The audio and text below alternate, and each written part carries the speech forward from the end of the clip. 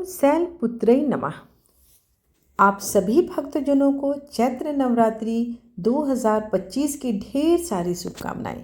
माता शैलपुत्री की कृपा आप सभी भक्तजनों पर सदैव बनी रहे। हर साल चैत्र माह के शुक्ल पक्ष की प्रतिपदा तिथि से नवरात्रि की शुरुआत होती है। इसका समापन नौमी तिथि पर किया जाता है।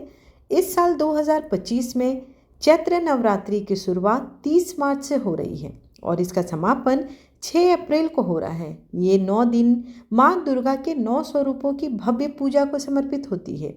इस साल यह 8 दिनों तक ही चलेगी। इस अवधि में इनकी उपासना करने से साधक की सभी समस्याएं दूर हो जाती हैं और माता दुर्गा की विशेष कृपा दृष्टि भी होती है, जिससे साधक की सारी मनोइच्छा पूर्ण होती है। ऐसा मान्यता है कि नवरात्रि के दिनों में देवी पृथ्वी लोक पर आती है, इसलिए उनकी आराधना हमेशा विधि विधान से करनी चाहिए। इस बार देवी हाथी पर सवार होकर आ रही हैं, जो बेहद शुभ और धन लाभ का संकेत है। इस दौरान रेवती नक्षत्र और इंद्र योग के साथ साथ हिंदू नववर्ष का भी संयोग बन रहा है। इस संयोग में माता की पूजा पूर्ण विधि विधान से करना चाहिए, ताकि माता प्रसन्न होकर आपके सभी कष्टों को हरे और आपकी मनोवांछित फलों की प्राप्ति हो जाए। आइए आज की वीडियो में हम बात करेंगे माता शैलपुत्री की, जिनकी पूजा नवरात्र के पहले दिन में होता है। आइए उनके स्वरूप वर्णन को जानते हैं। उनके प्रिय फूल, रंग, फल, भोग, उनके मंत्र तथा उनसे जुड़ी कथा क्या है, सभी चीज़ों का रसपान एक ही वीडियो में करते हैं। आज से आपको मेरे चैनल पर दुर्गा सप्तशती का पाठ भी श्रवण करने मिलेगा, तो आप रोजाना 5:30 से 6 बजे के भीतर मेरी वीडियो अपलोड हो जाएगी, तो आप उस समय सुन सकते हैं। नवरात्रि पूजन के पहले दिन माता दुर्गा के पहले स्वरूप माता शैलपुत्री का पूजा किया जाता है। ये ही नव दुर्गाओं में प्रथम दुर्गा है। पर्वतराज हिमालय के घर पुत्री रूप में उत्पन्न होने के कारण ही इनका नाम शैलपुत्री पड़ा। गिरिराज हिमालय की पुत्री होने के कारण भगवती का प्रथम स्वरूप शैलपुत्री का है, जिनकी आराधना से प्राणी के सभी मनोवांछित फल प्राप्त होते हैं। माता शैलपुत्री दाहिने हाथ में त्रिशूल और बाएं हाथ में कमल का पुष्प धारण किए हैं। अपने वाहन वृषभ पर विराजमान होती हैं। नवरात्र के इस प्रथम दिन की उपासना में साधक अपने मन को मूलाधार चक्र में स्थित करते हैं। शैलपुत्री का पूजन करने से मूलाधार चक्र जागृत हो जाती है और ये योग साधना आरंभ होती है, जिससे अनेक प्रकार की शक्तियां प्राप्त की जा सकती हैं। नंदी नामक वृषभ पर सवार माता शैलपुत्री के दाहिने हाथ में त्रिशूल और बाएं हाथ में कमल का पुष्प है। इन्हें समस्त वन्य जीव जंतुओं की रक्षक माना जाता है। दुर्गम स्थलों पर स्थित बस्तियों में सबसे पहले शैलपुत्री के मंदिर की स्थापना की इसलिए की जाती है, ताकि वह स्थान हमेशा सुरक्षित रहे। नवरात्रि का प्रारंभ जिस दिन होता है, चाहे वो आश्विन हो या शरदीय नवरात्र हो या चैत्र शुक्ल पक्ष की प्रतिपदा हो, तिथि का कलश स्थापना इसी दिन किया जाता है। कलश को मंगल मूर्ति गणेश जी का स्वरूप माना जाता है, अतः सबसे पहले कलश की स्थापना की जाती है। कलश स्थापना के लिए भूमि को सिक्त यानी शुद्ध किया जाता है। भूमि की शुद्धि के लिए देसी गाय के घी, गंगा जल, गोबर, इन सभी चीज़ों से लिपा जाता है और उसे शुद्धिकरण किया जाता है।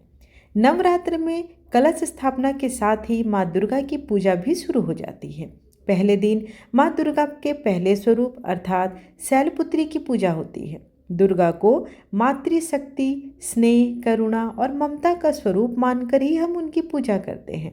इनकी पूजा से सभी तीर्थों, नदियों, समुद्रों, नवग्रह, सर्व दिशाओं, नगर देवता, ग्राम देवता तथा सभी योगिनियों को भी आमंत्रित किया जाता है और कलश में उन्हें विराजने हेतु प्रार्थना सहित उनका आवाहन किया जाता है। कलश में सप्तमृत्तिका यानी 7 प्रकार के मिट्टी, सुपारी, मुद्रा, सादर भेंट अर्पित की जाती है और 5 प्रकार के पल्लव से कलश को सुशोभित किया जाता है। इस कलश के नीचे 7 प्रकार के अनाज और जौ बोए जाते हैं, जिन्हें 10वीं तिथि को निकाला जाता है। इससे सभी देवता की पूजा हो जाती है। इसे जयंती भी कहते हैं, जिसे इस मंत्र के साथ अर्पित किया जाता है। जयंती मंगला काली भद्रकाली कपालिनी दुर्गा क्षमा शिवा धात्री स्वाहा स्वधा नमस्तुते। इस मंत्र से ब्राह्मण जो हैं अपने यजमान के परिवार के सभी सदस्यों के सिर पर इस जयंती को डालकर सुख समृद्धि की आरोग्यता का आशीर्वाद प्रदान करते हैं। कलश स्थापना के बाद देवी का आवाहन किया जाता है कि हे माँ दुर्गा, हमने आपका स्वरूप जैसा सुना है उसी रूप में आपकी प्रतिमा बनवाई है। आप उसमें प्रवेश कर हमारी पूजा अर्चना को स्वीकार करें। देवी दुर्गा की प्रतिमा पूजा स्थल के बीचों बीच स्थापित की जाती है और उनके दोनों तरफ अर्थात दाईं तरफ देवी महालक्ष्मी, गणेश और विजया नामक योगिनी की प्रतिमा होती है और बाईं तरफ कार्तिकेय, देवी महासरस्वती और जया नाम की योगिनी रहती हैं तथा भगवान भोलेनाथ की भी पूजा की जाती है। प्रथम पूजन के दिन शैलपुत्री के रूप में भगवती दुर्गा दुर्गति नाशिनी की पूजा फूल, अक्षत, रोली, चंदन, इत्र, फूलमाला तथा उनके लिए जो ऋतु फल होता है, जो उनके प्रिय भोग हैं, उन सबों को माता को अर्पित किया जाता है। इस दिन माँ शैलपुत्री का जो उपासना मंत्र है, अगर आप उसका जाप करते हैं तो माता की असीम कृपा दृष्टि आप पर बनती है। पुत्री का उपासना मंत्र कुछ इस प्रकार है, जिसे आप अगर जाप करते हैं तो माता की असीम अनुकंपा आप पे बनी रहती है। वंदे वांछित लाभाय चंद्राधृत कीर्त शेखराम वृषारूढ़ाम शूलधराम शैलपुत्रीम यशस्वनीम। आइए अब जानते हैं कि माता शैलपुत्री की उत्पत्ति कैसे हुई, उनका जन्म कैसे हुआ। अपने पूर्व जन्म में ये प्रजापति दक्ष के घर की कन्या के रूप में उत्पन्न हुई थी। तब इनका नाम सती था और इनका विवाह भगवान भोलेनाथ से हुआ था। एक बार प्रजापति दक्ष ने एक बहुत बड़ा यज्ञ रखा, जिसमें उन्होंने समस्त देवताओं को अपने यज्ञ का भाग प्राप्त करने के लिए आमंत्रित किया, परंतु दक्ष ने शंकर जी को इस यज्ञ में निमंत्रण नहीं दिया और ना ही उन्होंने सती को बुलाया। सती ने जब यह सुना कि उनके पिता एक अत्यंत विशाल यज्ञ का अनुष्ठान कर रहे हैं, वहां जाने के लिए उनका मन व्याकुल हो गया। उन्होंने अपनी यह इच्छा भोलेनाथ जी को बताई। सारी बातों पर विचार करने के बाद उन्होंने कहा कि प्रजापति दक्ष किसी कारणवश हमसे रुष्ट है। अपने यज्ञ में उन्होंने सारे देवताओं को आमंत्रित किया है, उनके यज्ञ भाग को भी उन्हें समर्पित किए हैं, परंतु जानबूझकर हमें नहीं बुलाया गया है। ऐसी स्थिति में तुम्हारा वहां जाना श्रेयस्कर नहीं है। शंकर जी के इस उपदेश से सती को कुछ समझ नहीं आया और पिता का यज्ञ देखने, माता बहनों से मिलने की इनकी व्यग्रता ने किसी भी प्रकार कम न हुई।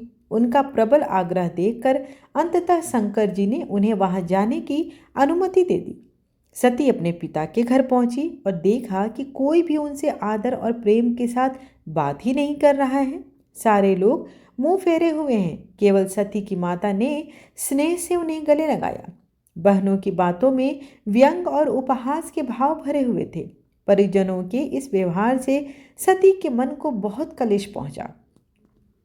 सती ने जब देखा कि उसका तिरस्कार हो रहा है, भगवान शंकर जी के प्रति सभी का तिरस्कार भाव भरा हुआ है और दक्ष ने भी उनके प्रति अपमानजनक शब्द कह दिए। यह सब देखने के बाद सती का हृदय क्षोभ और ग्लानि और क्रोध से संतप्त हो उठा और उन्होंने सोचा कि भगवान शंकर जी की बात मैंने नहीं मानी और यहाँ आकर मैंने बहुत बड़ी भूल की है। और सती अपने पति भगवान शंकर जी का अपमान न सह सकी और उन्होंने उस रूप को तत्क्षण वहीं योगाग्नि में भस्म कर दिया।